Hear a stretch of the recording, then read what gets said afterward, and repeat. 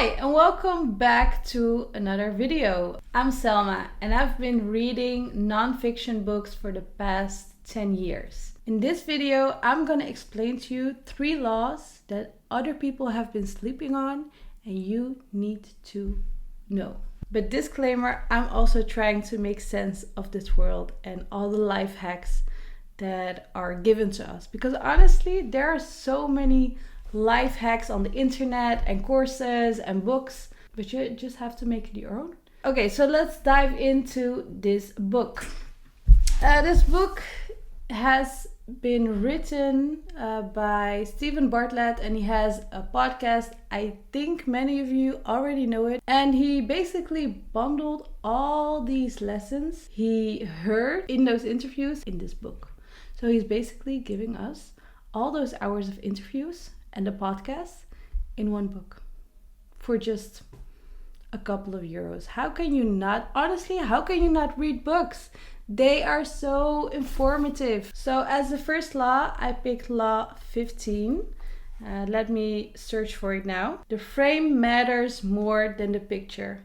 And I have heard this so many times, especially in this day and age where there is like an abundance of content and abundance of information and products. You really need to stand out. When I was studying econometrics, I also heard this from a professor. We study all these complex models.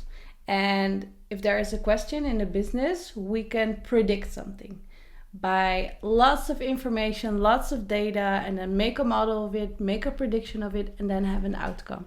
But he basically also said to us, you can have the best model, you can have the best prediction, but if you are not able to present it in a way that will be comprehensible to a board, to a client, to a business, then your idea will not be chosen. It's not to say that the picture doesn't have to be of good quality. It has, but in order for people to notice the picture, you really have to think about the framework.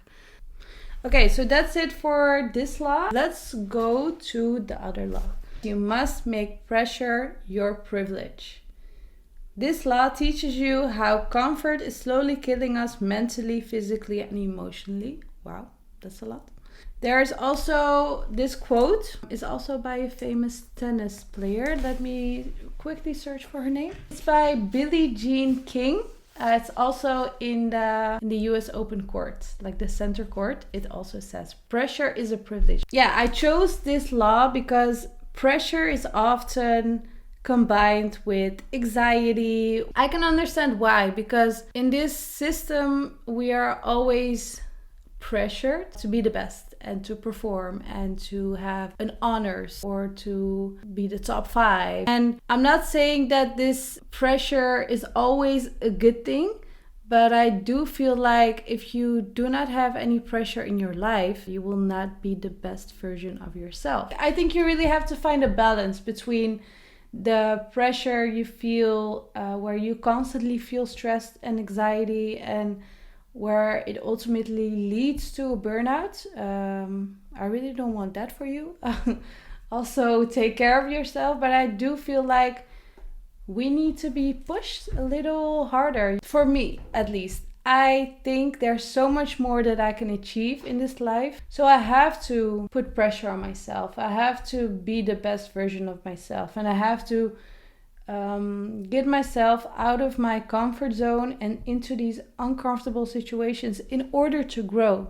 Okay, so another thing, if you feel like the pressure is too much for you and you maybe feel imposter syndrome coming up because you feel like, okay, there's a lot of pressure, people expect things from me, I just got this job, but now I feel the imposter syndrome. He also has a good tip. I couldn't find where I read it exactly. Maybe it was in one of the podcasts, but he basically says you have to build evidence for your mind to comprehend that you are supposed to be there. Really find small wins.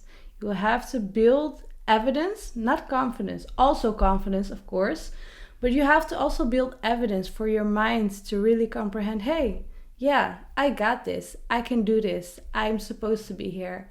I'm gonna rock it. I'm a boss over here. Let's move on to the third and final law of this video. Leverage the power of progress. So this also is the bridge between the previous law, imposter syndrome, building evidence, and now you have to leverage the power of progress.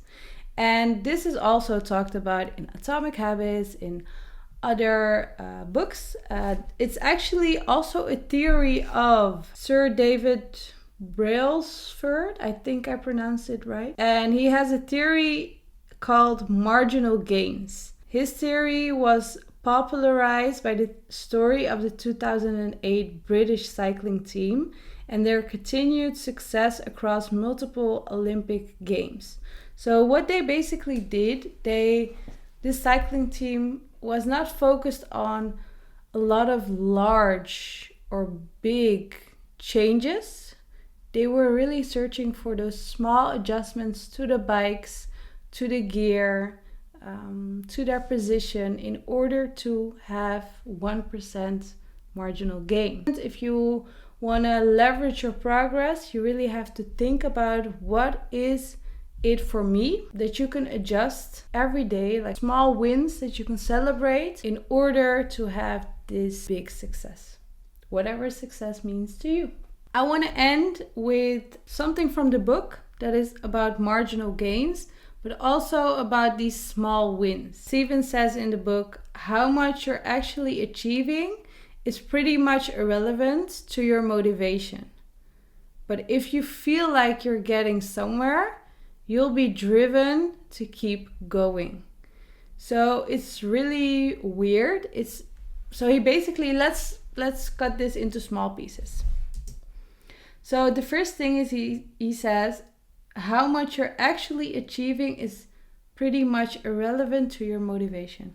I can honestly say I feel this. Sometimes I really win at life, but maybe my fitness schedule is not how I wanted it to be. Then I only focus on that one thing, my fitness goals, and I don't really think about all the things I've achieved in the last, let's say 3 months, 6 months, year. Then my motivation is really low because I feel like I've not achieved anything. But in fact, in reality, I've achieved so much.